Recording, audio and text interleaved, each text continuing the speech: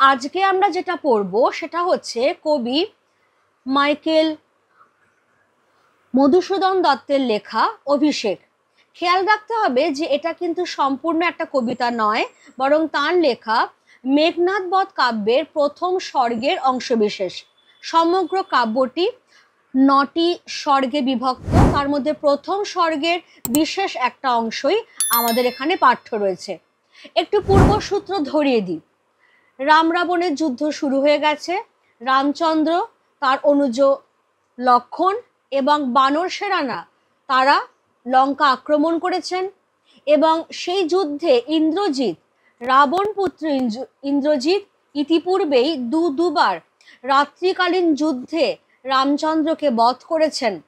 তারপর তিনি যখন দেখেছেন যে স্বর্ণলঙ্কা বিপদ থেকে মুক্ত, তখন তিনি তার সুন্দরী স্ত্রী প্রমীলা এবং অনুচরবর্গকে সঙ্গে নিয়ে লঙ্কার অদূরে তার যে নিজস্ব প্রমোদ উদ্যান রয়েছে সেইখানে তিনি কয়েকদিনের জন্য এসেছেন। সকলে মিলে একটু বিলাস ব্যাসনে রত হয়েছেন। এই রকমই একটা দিনে যখন ইন্দ্রজিৎ তার প্রমোদ উদ্যানে প্রাসাদে সোনার সিংহাসনে বসে আছেন, তার সামনে এসে হাজির হলেন তার ধাইমা প্রভাসা রাক্ষসীর ছদ্মবেশধারিণী স্বয়ং দেবী লক্ষ্মী। ইন্দ্রজিৎ কিন্তু জানেন না যে ইনি দেবী লক্ষ্মী। তিনি ভাবছেন যে ইনি হচ্ছেন আমার ধাইমা প্রভাসা রাক্ষসী। এরপর কি হচ্ছে সেইখান থেকে আমরা পড়া শুরু করব। কিছুটা করে পড়বো, কিছুটা করে বুঝবো। কেমন?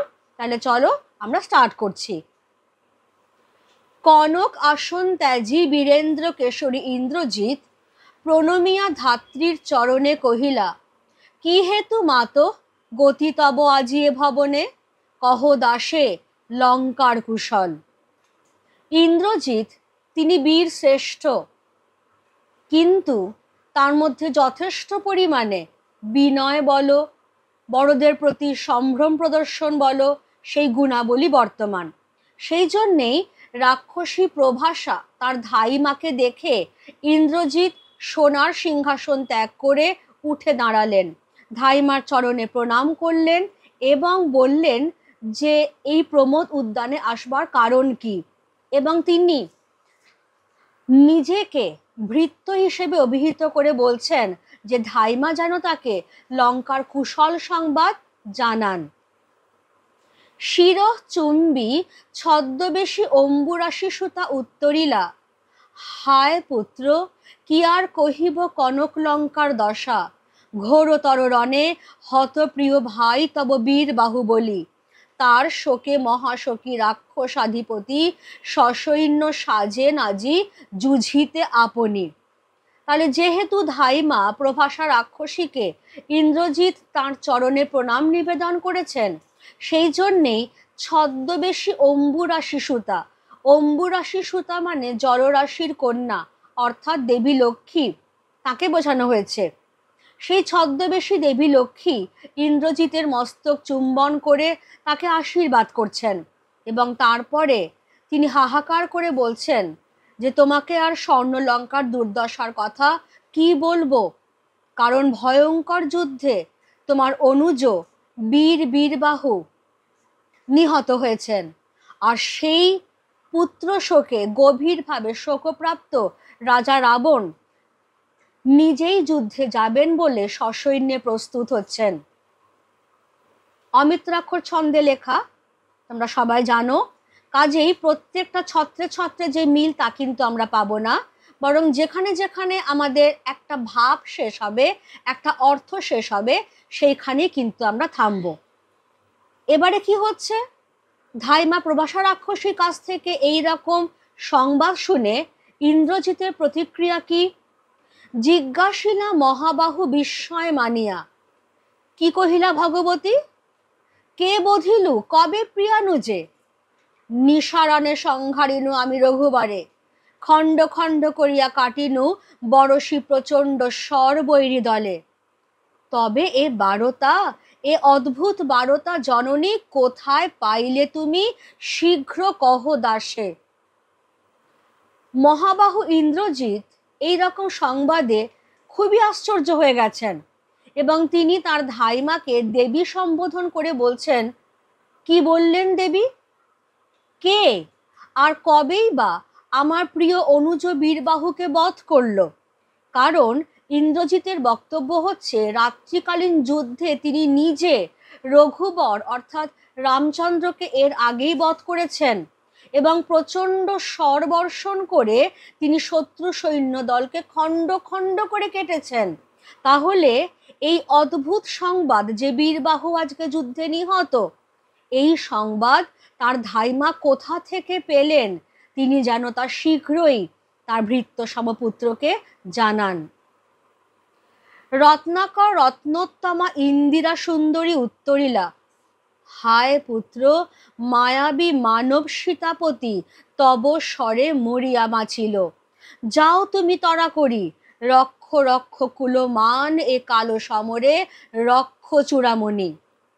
রত্নাকর মানে সমুদ্র, রত্নোত্তমা মানে হচ্ছে শ্রেষ্ঠ রত্ন, অর্থাৎ সমুদ্রের শ্রেষ্ঠ রত্ন স্বরূপা দেবী লক্ষ্মী। ইন্দিরা হচ্ছে দেবী লক্ষ্মীর অপর আরেকটি নাম। সুন্দরী দেবী লক্ষ্মী, যিনি সমুদ্রের শ্রেষ্ঠ রত্ন স্বরূপা, তিনি ইন্দ্রজিতের এই কথার উত্তরে বললেন যে হায় পুত্র, তোমাকে আর কি বলবো, সীতাপতি রামচন্দ্র হচ্ছেন মায়াবী মানব। তোমার স্বরে মারা গিয়েও যিনি আবার বেঁচে উঠেছেন। অতএব তুমি আর দেরি না করে তাড়াতাড়ি যুদ্ধে যাও। এই কাল সমরে মৃত্যুরূপ ভয়ঙ্কর যে যুদ্ধে যোগ দিয়ে তুমি রাক্ষস বংশের মান মর্যাদা রক্ষা করো হে রক্ষ চূড়ামণি, অর্থাৎ তুমি হচ্ছ রাক্ষস বংশের শ্রেষ্ঠ পুরুষ, শ্রেষ্ঠ বীর। এই কাল সমরে যোগ দিয়ে রাক্ষস বংশের মান মর্যাদা তুমি আজকে রক্ষা করো। ছিঁড়িলা কুসুম দাম রোষে মহাবলী মেঘনাদ, ফেলাইলা কনক বলয় দূরে, পদতলে পরিশোভিল কুণ্ডল, যথা অশোকের ফুল অশোকের তলে আভাময়। ইন্দ্রজিৎ, যিনি মহাবলী মহাবলশালী, এই সংবাদে প্রচণ্ড রোষে প্রচণ্ড রাগে গলার ফুলের মালা ছিঁড়ে ফেললেন, হাতের সোনার বালা খুলে ফেলে দিলেন দূরে, তার কর্ণকুণ্ডলও খুলে ফেললেন, যেটা পায়ের তলায় পড়ে ঝকঝক করতে লাগলো, ঠিক যেভাবে অশোক ফুল অশোক গাছের তলায় দীপ্তিময় হয়ে শোভিত হয়। ইন্দ্রজিতের রাগ কার প্রতি? ধিক মোরে, কহিলা গম্ভীরে কুমার, হাত ধিক মোরে, বৈরী দল বেড়ে স্বর্ণলঙ্কা, হেথা আমি বামা দল মাঝে, এই কি সাজে আমারে দশানো নাত্যজ আমি ইন্দ্রজিৎ, আনো রথ তরা করি, ঘুচাবো এ অপবাদ বোধি রিপুকুলে। তাহলে ইন্দ্রজিতের এই রাগ তার নিজের প্রতি। কেন? তিনি আত্মধিক্কার দিচ্ছেন।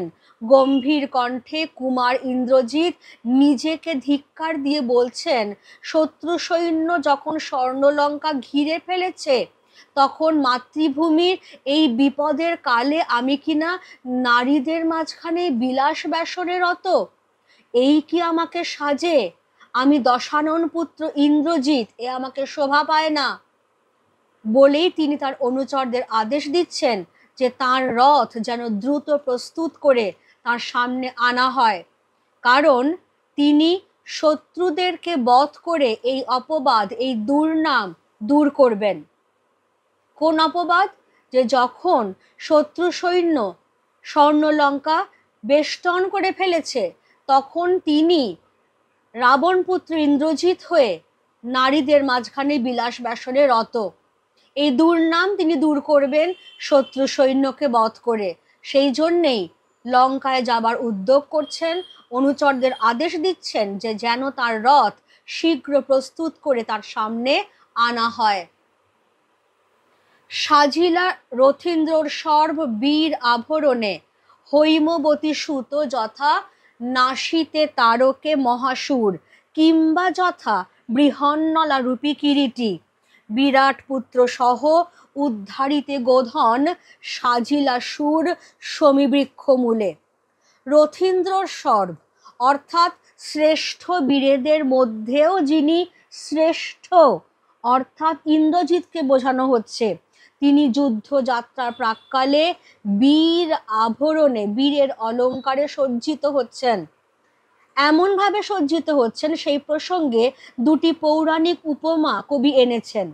এক নম্বর হচ্ছে যে তাকে দেখে ঠিক মনে হচ্ছে যে দেবী দুর্গার পুত্র তথা দেব সেনাপতি কার্তিক যেরকম তারকাসুরকে বধ করবার প্রাক্কালে যুদ্ধযাত্রার জন্য সজ্জিত হয়েছিলেন, ঠিক সেই রকম ভাবেই যেন ইন্দ্রজিৎ সজ্জিত হচ্ছেন।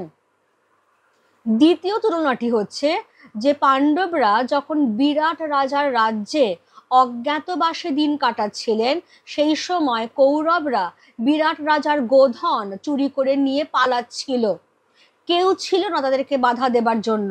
সেই রকম অবস্থায় বৃহন্নলা রূপী কিরীটী বিরাট রাজপুত্র উত্তরকে সঙ্গে নিয়ে তাদের বিরুদ্ধে যুদ্ধযাত্রা করেন। তার আগে যে শমী গাছের কোটরে তাদের অস্ত্র শস্ত্র সমস্ত অলঙ্কার সমূহ গুছিয়ে রাখা ছিল, সেই অলঙ্কারগুলো তিনি যেরকমভাবে পরছিলেন যুদ্ধযাত্রার প্রাক্কালে, ঠিক যেন মনে হচ্ছে সেই রকমভাবেই ইন্দ্রজিৎ আজকে যুদ্ধযাত্রার প্রাক্কালে সজ্জিত হচ্ছেন। তাহলে একটা তুলনা দেব সেনাপতি কার্তিকের সঙ্গে, আরেকটা তুলনা তৃতীয় পাণ্ডব অর্জুনের সঙ্গে। মেঘ বর্ণ রথ, চক্র বিজলিত ছটা, ধ্বজ ইন্দ্রচাপরূপী, তুরঙ্গম বেগে আশুগতি। ইন্দ্রজিতের রথ প্রস্তুত হয়ে এসেছে। মেঘ বর্ণ সেই রথ, যার চাকায় বিদ্যুতের ছটা, এবং সেই রথের যে ধ্বজ বা পতাকা রামধনু রঙের, এবং ঘোড়াগুলি খুব দ্রুতগতি সম্পন্ন। এই রকম অবস্থায় কি হচ্ছে? রথে চড়ে বীর চূড়ামণি বীর দর্পে। তাহলে বীর চূড়ামণি বীর শ্রেষ্ঠ ইন্দ্রজিৎ তিনি বীরত্ব গর্বে মত্ত হয়ে সেই রথে চড়লেন, কারণ তাকে শীঘ্রই স্বর্ণ লঙ্কায় যেতে হবে। মাতৃভূমি আজকে বিপন্ন, তাকে বিপদ থেকে উদ্ধার করবার জন্য। হেনকালে প্রমীলা সুন্দরী ধরিপতি করযুগ, হায় রে জ্যামতি হেমলতা আলিঙ্গয় তরুকুলেশ্বরে। তাহলে ইন্দ্রজিৎ যখন তিনি তার সোনার রথে আরোহণ করেছেন, তখনই তার সুন্দরী স্ত্রী প্রমীলা সেইখানে এসে হাজির হলেন। স্বামীর দুটি হাত কোমল হাতে রাখলেন, ঠিক যেরকম ভাবে স্বর্ণলতা বিরাট বড় গাছকে জড়িয়ে ধরে, সেই রকম ভাবেই সুন্দরী প্রমীলা পরম ভরসার সঙ্গে তার স্বামীর দুটি হাত ধরলেন। কি বলছেন তারপরে?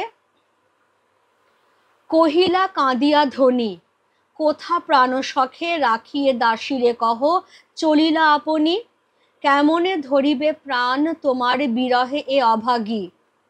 হায় নাথ গহন কাননে ব্রততি বাঁধিলে সাধে করি পদ, যদি তার রঙ্গরসে মনোহ না দিয়া মাতঙ্গ যায় চলি, তবু তারে রাখে পদাশ্রয়ে যূথনাথ। তবে কেন তুমি গুণনিধি ত্যাজ কিঙ্করীরে আজি? তাহলে প্রমীলা কি বলছেন? প্রমীলা বলছেন যে হে প্রাণসখা আমার, এই দাসীকে কোথায় রেখে দিয়ে তুমি আজকে চলে যাচ্ছ? অর্থাৎ প্রমীলা তিনি ইন্দ্রজিতের দাসীর মতো, সুতরাং এই পত্নীকে একা ফেলে রেখে স্বামী কোথায় চলেছেন, এই জিজ্ঞাসা খুব স্বাভাবিক। এবং প্রমীলা বলছেন যে স্বামীর বিরহে তিনি কিভাবে, এই অভাগী নারী কিভাবে প্রাণ ধারণ করবে, সে তো বেঁচেই থাকতে পারবে না। উপমা হিসেবে প্রমীলা বলছেন, গভীর অরণ্যে যখন হাতি চলতে থাকে, তখন তার পায়ে যদি কোনো লতা জড়িয়ে যায়, তাহলে হাতি কিন্তু তার রঙ্গরসে মন দেয় না, তবু তাকে পায়ের সঙ্গে জড়িয়ে নিয়েই চলে, তাকে কিন্তু সে গভীর জঙ্গলে ফেলে রেখে যায় না। তাহলে হে গুণনিধি, যিনি নানা গুণের ভাণ্ডার, সেই ইন্দ্রজিৎ কেন আজকে এই কিঙ্করী বা দাসী প্রমীলাকে ত্যাগ করে চলে যাচ্ছেন? হাসি উত্তরিলা মেঘনাদ, ইন্দ্রজিতে জিতি তুমি সতী, বেঁধেছ যে দৃঢ় বাঁধে, কে পারে খুলিতে সে বাঁধে।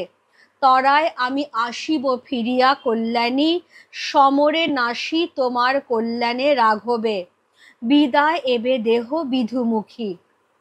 তাহলে প্রমীলার এই কাতর উক্তিতে ইন্দ্রজিৎ মৃদু হেসে বলছেন যে ইন্দ্রজিৎকে তুমি প্রেমে জয় করেছ। হে সতী রমণী প্রমীলা, আমাদের মধ্যে প্রণয়ের যে দৃঢ় বন্ধন গ্রথিত হয়েছে, কারোর সাধ্য নেই সেই বন্ধন ছিঁড়ে ফেলে। তুমি চিন্তা করো না, রামচন্দ্রকে বধ করে আমি আবার শীঘ্রই তোমার কাছে ফিরে আসব। তোমাদের সকলের কল্যাণের জন্যেই আমাকে এই কাজ করতে হবে। বিধুমুখী অর্থাৎ চাঁদের মতো সুন্দর মুখ যে নারী প্রমীলা, তার কাছে ইন্দ্রজিৎ বিদায় চাইছেন। এরপরে কি হচ্ছে?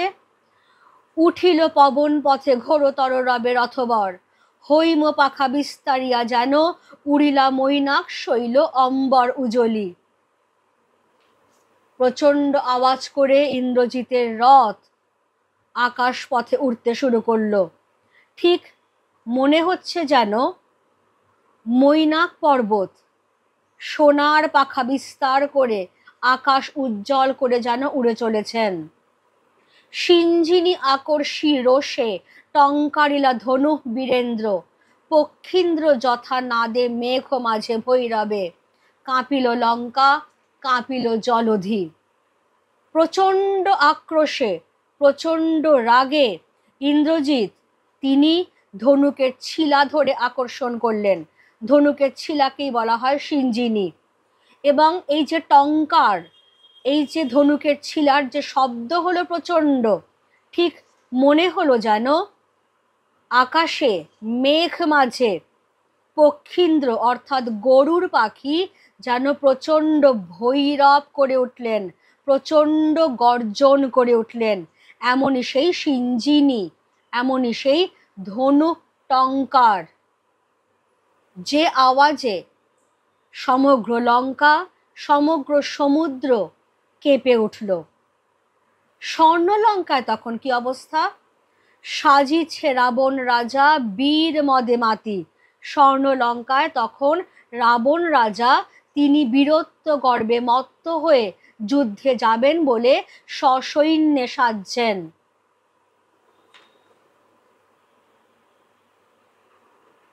বাজিছে রণবাজনা, গরজিছে গজ, রেশে অশ্ব, হুঙ্কারিছে পদাতিক রথী, উড়িছে কৌশিক ধ্বজ, উঠিছে আকাশে কাঞ্চন কঞ্চুক বিভা, হেনকালে তথা দ্রুতগতি উতরিলা মেঘনাদ রথী।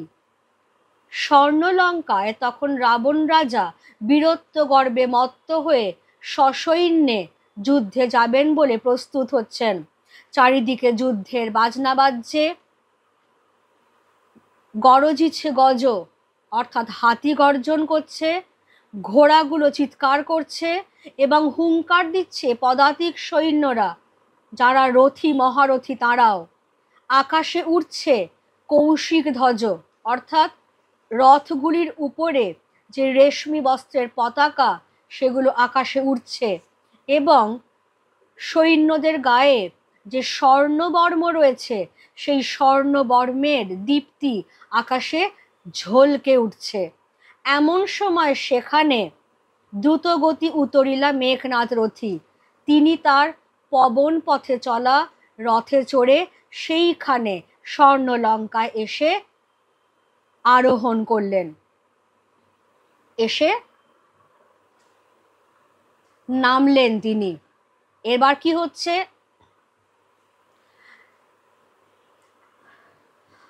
নাদিলা করবুর দল হেরি বীর বরে মহাগর্বে, নমিপুত্র পিতার চরণে করজোড়ে কহিলা, হে রক্ষ কুলপতি, শুনেছি মরিয়া নাকি বাঁচিয়াছে পুনরাঘব, এ মায়াপিত বুঝিতে না পারি। তাহলে ইন্দ্রজিৎকে দেখেই যে বীর বর, বীর শ্রেষ্ঠ ইন্দ্রজিৎকে দেখে রাক্ষসরা তারা যুদ্ধে যাবার জন্য প্রচণ্ড উত্তেজিত হয়ে পড়েছে। তাদের মনে সাহস জুগিয়েছেন ইন্দ্রজিৎ তার আগমনের মাধ্যমে।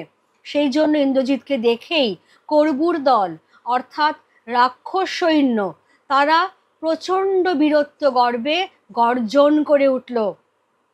ইন্দ্রজিৎ রথ থেকে নামলেন, পিতার চরণে প্রণাম নিবেদন করলেন এবং হাত জোড় করে বললেন, রাক্ষস কুলপতি অর্থাৎ রাবণ রাজাকে সম্বোধন করছেন। বলছেন যে আমি শুনলাম যে রামচন্দ্র নাকি মারা গিয়েও আবার বেঁচে উঠেছে। এ মায়াপিত বুঝিতে না পারি। এ কেমন মায়াপিতা? আমি তো এর কিছুই বুঝতে পারছি না। কিন্তু তার সত্ত্বেও ইন্দ্রজিৎ কি হাল ছাড়ছেন? হাল ছাড়ছেন না, বরং তিনি তার পিতাকে কি বলছেন, কিন্তু অনুমতি দেহ, সমূলে নির্মূল করিব পামরে আজি, ঘোর সরানলে করি ভস্য, বায়ু অস্ত্রে উড়াইব তারে, নতুবা বাঁধিয়া আনি দিব রাজপদে। তিনি বলছেন যে আমি শুনেছি রামচন্দ্র নাকি মারা গিয়েও আবার বেঁচে উঠেছেন। হে পিতা, আমি তো এই মায়ার কিছুই বুঝতে পারছি না, কিন্তু আপনি যদি আমাকে অনুমতি দেন তাহলে আমি আজকে ওই পাপিষ্ঠকে সমূলে বিনাশ করব। আমি কি করব? ঘোর সরানলে অর্থাৎ অগ্নিবাণে তাকে ভস্য করব এবং বায়ু অস্ত্রে সেই ভস্য উড়িয়ে দেব। বা আপনি যদি বলেন তাহলে তাকে বন্দি বানিয়ে আপনার চরণে এনে অর্পণ করব। আলিঙ্গি কুমারে চুম্বি শির, মৃদুস্বরে উত্তর করিলা তবে স্বর্ণলঙ্কাপতি, রাক্ষস কুলশেখর তুমি বৎস, তুমি রাক্ষস কুল ভরসা।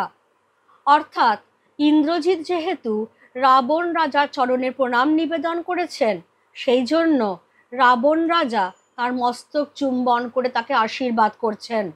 প্রিয় জ্যেষ্ঠ পুত্রকে দেখে যে অসহায় পিতা তিনি তাকে আলিঙ্গন করছেন, বল ভরসা পাচ্ছেন তাকে দেখে, এবং তিনি যে এখন কিছুটা হলেও অসহায় সেটা বোঝা যাচ্ছে তার মৃদু স্বরে কথা বলার ভঙ্গিতে। কারণ একের পর এক তার সেনাপতি, তার ছোট ছেলে সকলে এই ভয়ঙ্কর এই কাল সমরে মারা গেছেন। এই অবস্থায় স্বর্ণলঙ্কাপতি তিনি ইন্দ্রজিৎকে বলছেন যে তুমি হচ্ছ রাক্ষস কুলশেখর, তুমি হচ্ছ রাক্ষস কুলের ভরসা। এ কাল সমরে নাহি চাহে প্রাণ মম পাঠাইতে তোমা বারংবার। অর্থাৎ যে ইন্দ্রজিৎ রাক্ষস কুলের শ্রেষ্ঠ পুরুষ, যিনি রাক্ষস কুল ভরসা, তাকে বারবার মৃত্যুরূপ এই ভয়ঙ্কর যুদ্ধে পাঠাতে রাবণ রাজার মন সায় দেয় না। হায় বিধি বাম মম প্রতি। কে কবে শুনেছে পুত্র ভাসে শিলা জলে? কে কবে শুনেছে লোক মরি পুনঃ বাঁচে? তাহলে রাবণ রাজা বলছেন যে এই কাল সমরে বারবার তোমাকে পাঠাতে পিতার মন আমার সায় দেয় না। তিনি আক্ষেপ করছেন যে বিধাতা আজকে তার প্রতি বিরূপ হয়েছেন। তা নয় তো কে কবে শুনেছে যে পাথর নাকি আবার জলে ভাসে, মৃত মানুষ নাকি আবার পুনর্জীবিত হয়? কিন্তু এই দুটোই ঘটেছে। আমরা সবাই জানি যে রামচন্দ্র জলে পাথর ভাসিয়েই সেতু বন্ধন করে স্বর্ণলঙ্কায় পৌঁছেছিলেন এবং ইতিপূর্বে ইন্দ্রজিতের দ্বারা দুবার রণক্ষেত্রে মারা যাবার পরেও তিনি কিন্তু আবার বেঁচে উঠেছেন। আর এই সমস্ত দেখে শুনেই রাবণ রাজার আক্ষেপ যে বিধাতা হয়তো আজকে তার প্রতি বিরূপ। তার এই রকম অসহায়তা দেখে ইন্দ্রজিৎ কি বলছেন, উত্তরিলা বীর দর্পে অসুরারি রিপু। অসুরারি রিপু কথাটার অর্থ হচ্ছে অসুরদের শত্রুর শত্রু। অসুরদের শত্রু হচ্ছেন রামচন্দ্র, রামচন্দ্রের শত্রু হচ্ছেন ইন্দ্রজিৎ। অর্থাৎ পিতার এই অসহায়তার সময় জ্যেষ্ঠ পুত্র হিসেবে কর্তব্য পালনের সময় এসেছে ইন্দ্রজিতের।